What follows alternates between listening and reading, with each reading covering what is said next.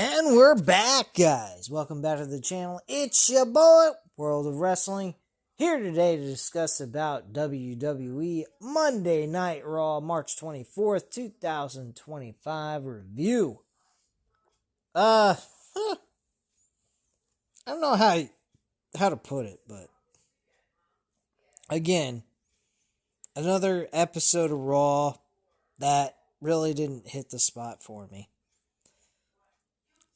We kickstarted the show with John Cena and Cody Rhodes cutting a promo. So the crowd erupts. Cena holds up the towel that says the last time is now. Cena coldly stares at a young fan in his attire and walks down to the ring. The crowd sings John Cena sucks to the tone of his music. And Cena stands in the center of the ring and asks if something is on the crowd's mind. It seems like they have something they want to say to him. Cena says they're ready to do their worst because they finally understand what's happening. Cena has turned the spotlight on the people, and they know he can pick apart any of these random ticket holders and rip them to shreds right now. No one is safe. Last week, he put a clueless kid on blast. His poor, pathetic face was everywhere. WWE posted it, and the crowd loved it. A fuck you Cena chant picks up. Cena smirks, and Cena asks, who is worse, him or the one guy who actually tells the truth? Or all of the people? The best idea is to use profanity. They loved to watch, rewatch, and meme a poor defenseless kid getting destroyed. Cena doesn't need to single out anyone here because they're all horrible people. That's pretty fucking crazy. Cena actually did have a point, though. I mean, like, if people were sitting on the internet making fun of a kid being made fun of by John Cena, and sitting there just proving his point that they love to antagonize and abuse people, the fans themselves, I guess you could say he's got a point here on what he's talking about.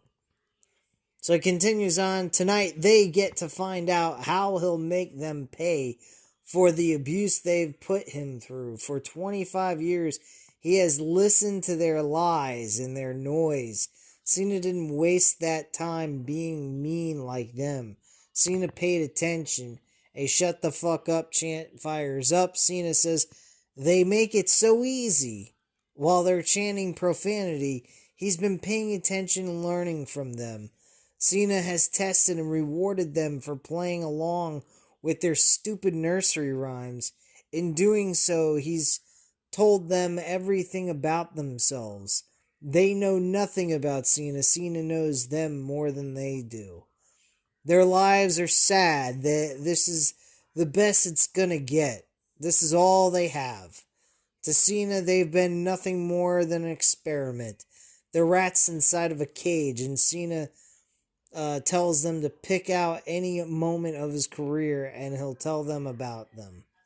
When he bled, they thought he was tough. When he spoke, they were inspired. When he was edgy, they were excited. When he was vanilla, they were bored. When he was loyal, they were loved. When he was selfish, they were disrespected. When he speaks in rhythmic tones, they say, what? The crowd was chanting what the entire time during this entire speech here. The crowd always tells him everything about themselves because they desperately want to matter.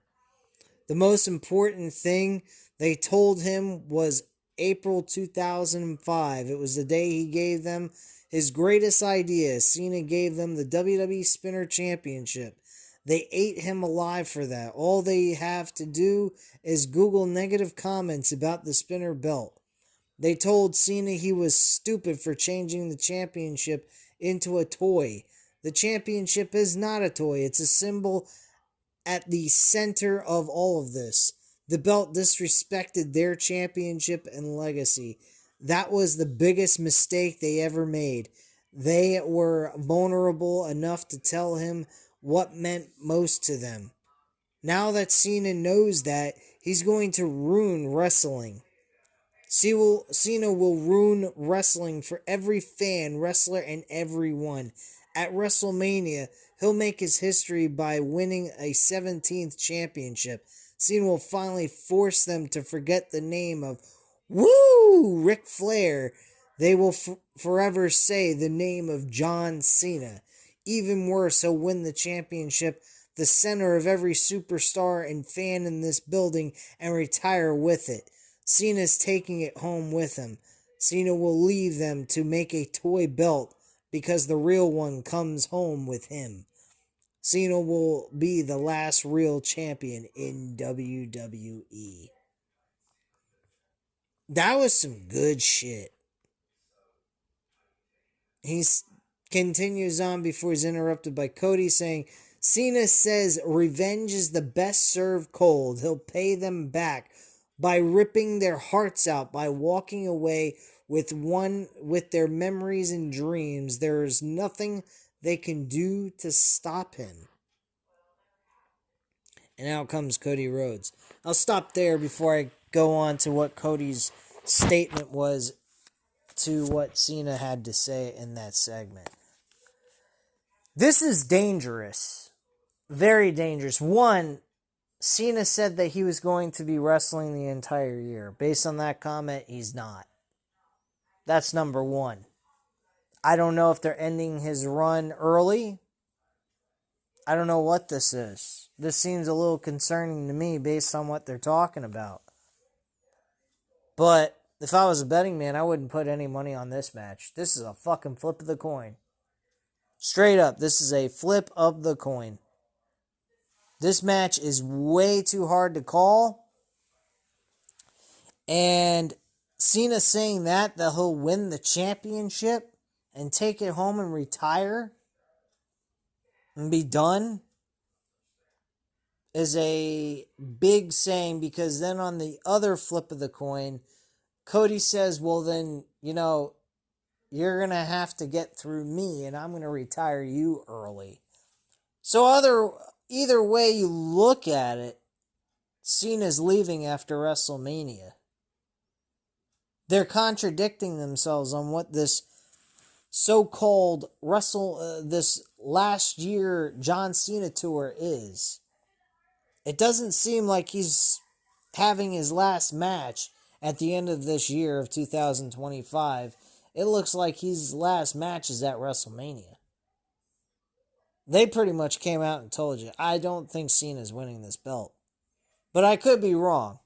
That's why I'm telling you, if I was a betting man on this match, I would not put money on this shit. This is too hard to call. For all that could be, it's just part of the promo. He doesn't go nowhere. He wins the belt and stays there. And that's it. And continues on. Maybe they have The Rock convince him to stay, not leave the company. Let's rule the WWE together. Yada, yada, yada. And John Cena changes his mind and considers to stay anyway, even though he makes this comment here in this promo. So that could be a possibility, for all I know. But very, very good commentary. This was a lot better than last week's episode of John Cena's commentary in this promo compared to his first promo. This was very good. So Cody Rhodes makes his way to the ring. Big ovation. Rhodes has high fives fans as he makes his way to the ring. Cena stares coldly at him, and the crowd is buzzing as the two participants in the main event of WrestleMania 41 stand in the ring with one another. Crowd sings to Rhodes. Rhodes asks Cena what he said. Cena said he was going to take the title away from the people. Doesn't he need to take it away from Rhodes first? Rhodes says he made the mistake last week. He looked at Cena and talked about old Cena versus new Cena. Cena is clearly sincere, angry, and willing. Perhaps this is the most dangerous Cena we have ever been. That has ever been. Cena has made a massive mistake. The mistake was not hitting him upside the head with the title at Elimination Chamber. The mistake was Cena saying what he just said to these lovely people while he was in the building. The crowd sings sings to Rhodes again. Rhodes asks if the crowd singing to him bothers Cena. Cena should know how hard he fought just to hold this one time and validate one name. If he understands Cena correctly, the timeline of all professional wrestling hangs in the balance because of his vanity. Cena wants to take it. Rhodes lays the belt in the center of the ring, and Rhodes will give him the opportunity right now. Cena throws his microphone aside. Rhodes unbuttons his shirt, and Cena prepares to pick up, but then stops and walks away to loud boos. Cena grabs his rally towel and walks off. Rhodes picks up his microphone and shouts for Cena. Cena turns and starts to head back to the ring. Rhodes takes off his jacket and challenges him. Cena shakes his head and turns around. Rhodes says he has one thing to say. He cannot have this on his conscience. Rhodes needs Cena to see him and the people. His psychotic need to take the title does not outweigh their right to keep it. The champ is no longer standing there. The champ is standing in the center of this ring. To see Cena walking away empty-handed is how he will walk away from WrestleMania and the WWE. Rhodes holds the title up in the air, and that's how the segment ends. Like I just said, this is a bad omen with this promo based on the timeline of what we're supposed to expect with John Cena in his last run in the WWE. I don't think he's winning this title, and I don't think he is staying a full year in the company with this promo. But I could be wrong. I could be wrong, but I don't think I'm incorrect about feeling this way on account of the fact that, let's face it, anything that's stated in promos are a clue as to what is supposed to happen, or anything you see on the television. So any talk about last match, I'm walking away after this is all said and done, it's pretty much stating this is his last match. Cena ain't winning this match. Cena ain't going to be a 17-time champion, and he's retiring as a heel, going away with his tail between his legs. I'll be honest, I don't like that. I really do not like that at all. I'm for Cena becoming a 17-time world champion. I'm for him becoming Super Cena as a heel, the way he should have been back in the day when he was successful, and beating everybody's favorite star until CM Punk. And then CM Punk becomes the new WWE champion, stays champion till WrestleMania of next year, and CM Punk gets his main event, his true main event of WrestleMania with Roman Reigns. That's where I'd go with this. That's the direction I'd go. You could also have Rock and Roman headline night 1 so that we get the Rock and Roman story over with, and then Roman can move on to CM Punk. While CM Punk's portraying a heel, possibly. I don't know. Who knows? What I do know is this. We need to have something positive come out of this, because what I'm getting from this is Punk is not, or not Punk, John Cena is not staying for the long haul for this year. He's going to be there, and WrestleMania is going to pass by, and he's done. That's it. But I could be wrong, and I hope I am. I really do. I don't want to see him state that he's doing a whole year worth of work and then him retiring. I mean, he does have dates that he's appearing. He's going to be at the Saturday Night's Main Event show in Tampa, here in Tampa, Florida. So, I mean, like, what the fuck are we doing here? Talking about retiring with the championship, or you're leaving WWE without the title and being sent home to be retired. None of that shit makes any sense to me as to why they're even throwing that out there. That's fucking crazy talk. Anyway, we get a match to kickstart the show with Jimmy Uso and Jey Uso going up against A-Town Down Under with Austin Theory and Grayson Waller. And again, Austin Theory and Grayson Waller lose to the Usos with a one and done finisher to get the W. The Usos celebrate in the ring, and all of a sudden, world champion Gunther rips Jimmy off the ropes. Gunther starts to brawl with Jey before Jey rocks him with some super kicks. Man, he ought to go join the Young Bucks with the fucking super kicks.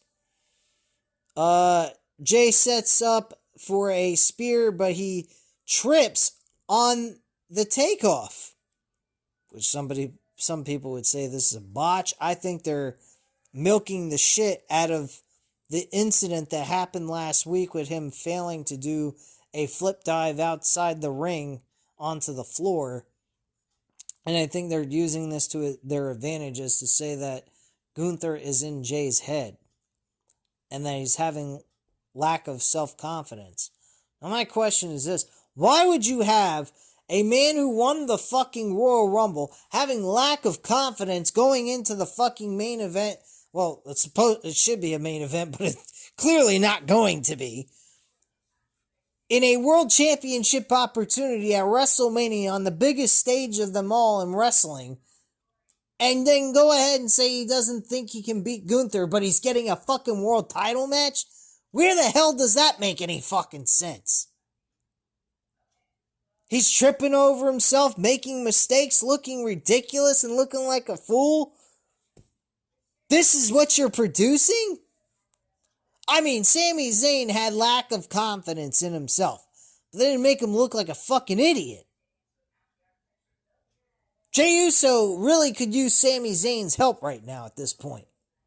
This would be a great call out for Sami Zayn and say, yo, bro, can you lend me a hand and do a little work with me like Chad Gable did with you last year? Or the year before. No, it was last year, excuse me. And lend me a hand here. I need a little help from my brother. I mean, like, what the fuck? If I was WWE booking, I wouldn't have Jey win this match. I really wouldn't. I thought Jey was going to win this. This is absolutely terrible. And yet, at the end of all this, we're going to see Jey win the fucking belt, and it's going to look ridiculous.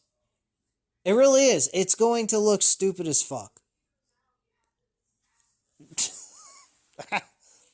I don't understand, man. I really don't. So he trips, Gunther grabs him and elbows away at him. Jimmy then chases Gunther out of the ring with a steel chair. Backstage, Women's World Tag Team Champions Liv Morgan and Raquel Rodriguez are warming up. Dirty Dominic Mysterio and Carlito walk in. She asks about Finn Balor, but Mysterio says he's mad at him. She tells Mysterio that he can still bring gold to the Judgment Day. Carlito thinks he should challenge for the IC Championship. I don't know if they're stating that Carlito's saying he should or Dominic should. The women's IC champion Lyra Valkyria is shown talking to Bayley. In the background, we see Raw GM Adam Pearce inviting Rey Mysterio and Dragon Lee into his office, which I think later we see a segment involving that. Back from break, we're backstage with the GM Adam Pearce is in his office with Rey Mysterio and Dragon Lee. They're shocked by that video. Mysterio says that isn't El Grand Americano. It's Chad Gable. Gable comes in coughing and says he isn't cleared to compete because he's sick. Mysterio says they don't need a match. They'll see him in the parking lot. Gable suggests Lee take on El Gran Americano. Pierce says his hands are tied. Lee says he'll take the match. They walk off and Mysterio says, "You're a real jackass." And Adam Pearce looks at him and goes, "Really? A doctor's note?" He goes, "What? I'm actually sick." Makes sense if you're at a job, which he technically is. We get the IC championship for the women's title with Lyra Valkyria versus Raquel Rodriguez. Raquel Rodriguez obviously loses this match. She's never going to win a fucking thing. She looks like a gosh darn pathetic loser and has no business on the show. Send her ass back to NXT. Give her some important story and then bring her back up if you're not going to make her important right now. This is just ridiculous. Morgan immediately blindsides Valkyria after the match is over, and the double team begins. Bayley runs down for the save, and Bayley and Valkyria clear the ring of the WWE Women's Tag Team Champions. Raw GM Adam Pearce is walking backstage holding a black folder. And backstage segment, main event, Jey Uso looks frustrated backstage. Jimmy Uso walks up to him and says Jey is too in his head. Last week, a move he's done for 15 years turned him into a joke and a meme. Now he had the kill shot and slipped. If he keeps up like this, he won't win at WrestleMania. Jey says he knows. He's 0-3 against Gunther. Jey isn't sure he can win at WrestleMania. Jimmy says he can't. He needs to be the Jey Uso of old. Jimmy walks off and confronts Gunther, and Jimmy challenges Gunther to a match. Gunther hopes he won't trip and fall like his brother. Jimmy absolutely lights him up with a slap across the face before walking off, and Gunther just smiles. This is where it needs to happen. You want to make Jimmy important at this point in time? You're giving him nothing to work with at WrestleMania. He's got nothing going on storyline-wise for himself. The best thing you could do is use Jimmy as a tool, essentially, to help Jey find himself, because then it becomes personal. It's one thing to attack him, put him through all kinds of hell, but then to attack one of his family members like Jimmy, which should have happened here tonight. But this segment here, it's a slow burn, but I'll be patient for it. If I do not see Gunther destroy and annihilate Jimmy Uso next Monday, I think it's on Monday Night Raw or it's on SmackDown, whichever. If he is not doing that either this coming Friday or next Monday, I'm going to be pissed. There is going to be a legit reason to rant about this. We have got to see something elevate this story, because this story has nothing going on. I mean, absolutely fucking nothing. It is rinse, repeat, the same fucking shit every single week. Now we're throwing in Jey Uso fucking tripping and falling all over himself like he's a blithering idiot and doesn't know how to fucking wrestle anymore. I hope that what happened last week was an accident or it was legit. I mean, not an accident. I hope it was legit. Like he literally went ahead and did that deliberately. Because honestly, the way that looked deliberate. There's no fucking way you trip and fall on your face. I honestly think this is all part of the story. And we were just fooled by last week's segment with Jey Uso. But in all honesty, there's got to be some kind of fucking level to this shit. They need to raise the bar, raise the stakes, something. Get some fucking actual intrigue to this. Because right now, there is nothing. And I mean absolutely fucking nothing. Just rinse and repeat. Rinse and repeat. So, whatever. Raw GM Adam Pearce addresses the controversy with the Women's World Championship at WrestleMania. This was another fucking joke. Constant interruptions by Bianca Belair and fucking Rhea Ripley. Apparently, we're not having a triple threat match like we thought we were. Apparently, we're putting Io Sky in a matchup with fucking Bianca Belair, or not Bianca Belair. Bianca Belair is involved in this match, but she won't be a spectator now. She's going to be a referee. And we're going to have Rhea Ripley versus Io Sky for the world title with Bianca Belair as the ref. Oh my gosh. Like, do you not see anything could go wrong with this? I mean, shit, even Bianca Belair, after the announcement was made, came to Adam Pearce's office and stated, I don't know how to be a fucking referee. What the hell are you asking me to do that for? He said, well, you got 1 week to figure it out. What the fuck? This guy, this GM is horrendous. Like, what the fuck are you doing? You're putting a woman who has no idea how to referee a match in this match and expect a positive result coming out of it. A clean victory where no issues are going to come about. Bullshit. Gotta be fucking on crack. So we go backstage. Penta's warming up when Dominic Mysterio approaches him. And Mysterio offers him a spot in the Judgment Day. And oh yeah, the reason why I didn't cover every single dialogue that was taking place in this segment is because it basically was the same fucking shit we heard last week. Only difference is there was no contract signing. So who fucking cares about covering every fucking detail that occurred in this segment?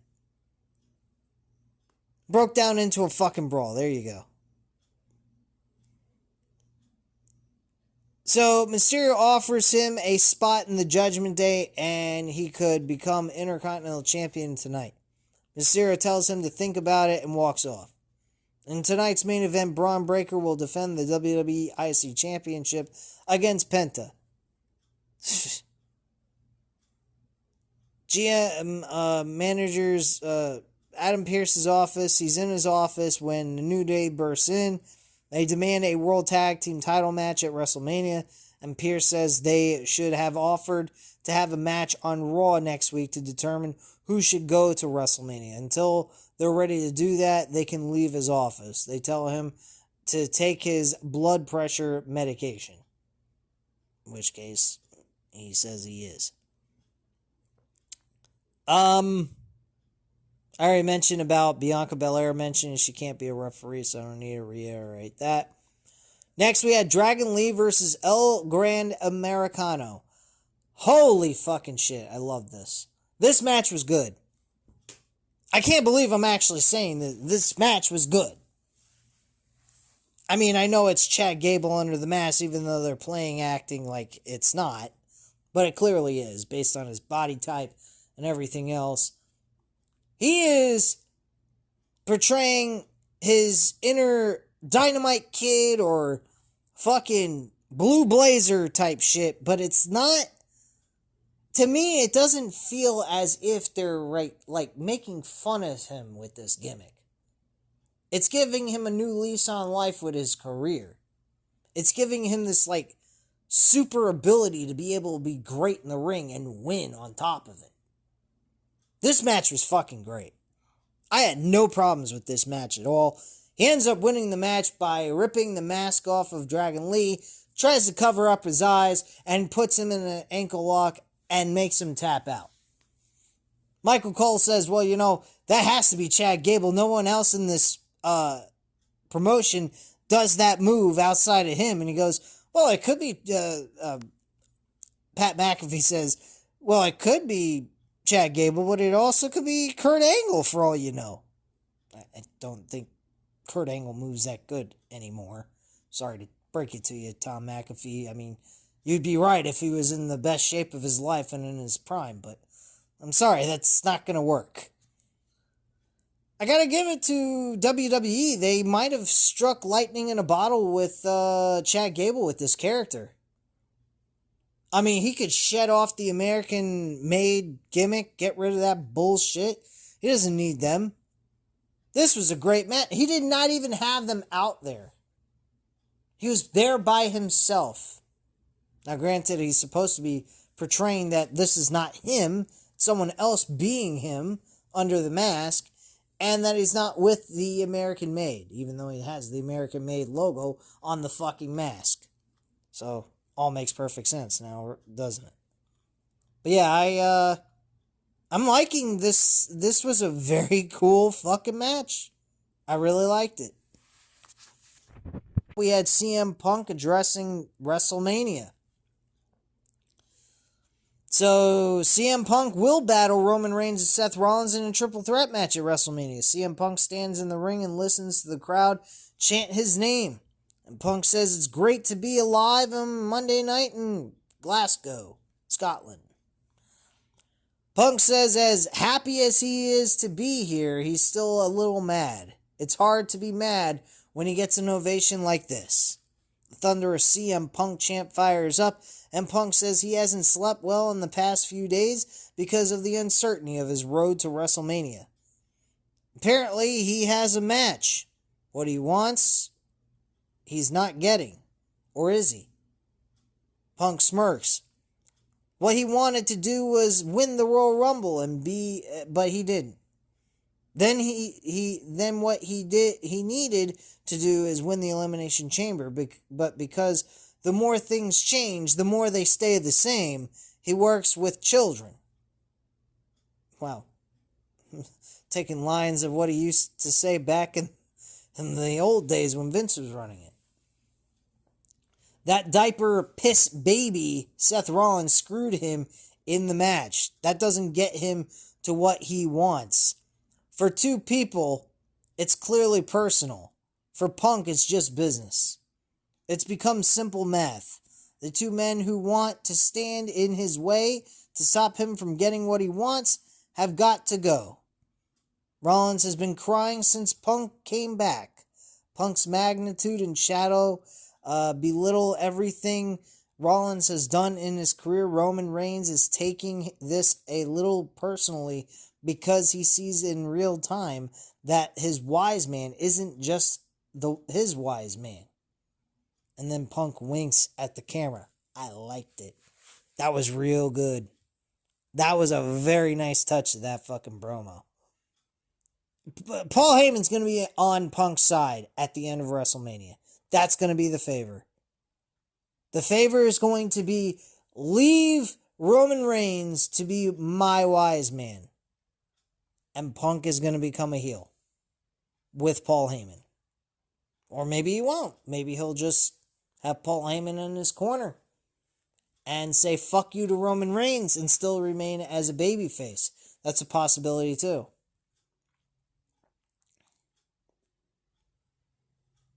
Hold on, I lost my damn place.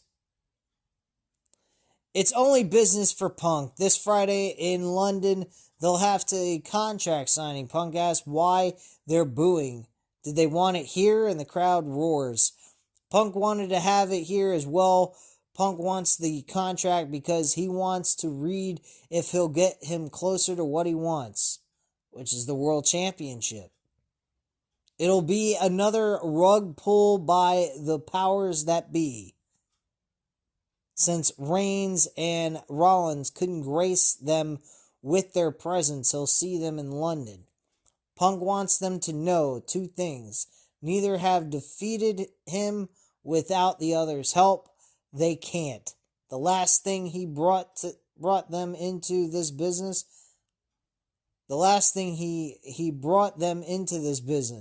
Punk cannot wait to be the man who takes them out of it.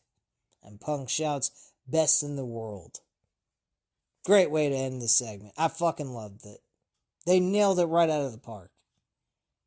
A lot better than SmackDown's segment for them. Fucking absolutely terrible. Kathy Kelly is backstage with the WWE IC champion Braun Breaker. She asks about Penta potentially joining the Judgment Day. Breaker says he can't worry about that. He'll retain his title because the dogs are barking in Glasgow. The main event starts with the IC championship with Penta versus Braun Breaker. And this match ended with a disqualification. Braun Breaker ends up being the winner of this match because they tried to interfere in the match to help Penta, but unfortunately that caused him to lose the opportunity at winning the IC title. Not really giving them a very good bargaining chip to convince Penta to want to be part of the Judgment Day. What a fucking bunch of dopes. Oh man, what fucking idiots. But yeah, this was shit. This match was good until the ending, and it was shit at the end. Then they had a fucking big-ass brawl. It looks like it's going to be a multi-man match. It looks like we're going to have Braun Breaker defending against Penta, Dominic Mysterio, and Finn Balor in a fatal four-way match. This is stupid as fuck. Mysterio punches away at Breaker before Breaker fights back. Finn Balor then appears and smashes Breaker in the back twice. Balor teases hitting Mysterio with the chair before giving it to Mysterio. Mysterio drives the edge of the chair into Breaker's ribs, and Mysterio then hands the chair to Penta. Balor and Penta are confused, and Penta takes the chair and sizes Breaker up. Penta then throws the chair to Mysterio and super kicks it to his face. Balor angrily attacks Penta from behind and stomps away at him. And Balor grabs the chair and knocks Breaker out of the ring with the chair shot to the spine. Balor goes to the top rope and crushes Penta with a coup de grace. As the show ends, Balor stands tall in the ring over Penta with Mysterio and Carlito. Wow. Shitty fucking main event. Honestly. And shaky grounds of being okay to being whatever.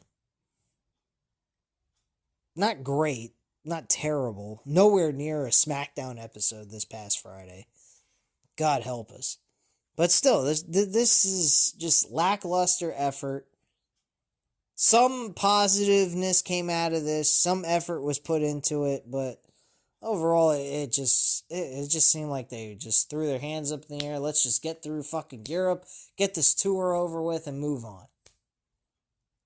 We're not going to try to build intriguing storylines heading into one of the biggest fucking pay-per-view events of the year in WWE's wrestling calendar for their pay-per-view events. We're just going to lollygag through the entire few weeks we got here in Europe and then make it important with the last few weeks that are left going into WrestleMania. What kind of fucking logic is that? Like I reported in the SmackDown review, I went to cagematch.net. It even showed in 2024, leading into WrestleMania, there was no European tour going on. So obviously they were putting more effort into it. This is clearly just them saying, we don't give a shit. We're in a foreign land. We don't give a fuck. We got a few weeks left before then. We can go ahead and make it work then. But we're not going to try to kill ourselves in these foreign countries. And you see that all the fucking time. Every fucking time they have an event in a foreign country, they do not put their best foot forward. Anytime they have a Saudi show, they put the worst fucking effort possible to giving those people a good show and the people watching at home. You might as well accept and believe that you're going to get a shit show at WWE if it ain't in the United States. And if you're going to do that kind of effort going into these shows in foreign land, then don't fucking go there. Have your house shows there. At least nobody's going to watch it and complain about how fucking terrible it is and have their time wasted watching it on national television. Or at least now on these streaming platforms. But give me a fucking break, man. Fucking terrible. With the show itself wasn't absolutely terrible. It had its moments of crap, but it was a lot better than last week's episode. And definitely a lot better than fucking SmackDown's episode. I don't know what the fuck they were doing there. They might as well should have canceled SmackDown last week. Jesus Christ. But anyway, guys, that's all I have to say at this time. You know what to do. Hit the like button if you like the video. Hit the subscribe button if you're not already subscribed to the channel. And leave a comment down below. I'll definitely get back to you on that. I thank you guys very much for watching. Have a great night, guys. Bye.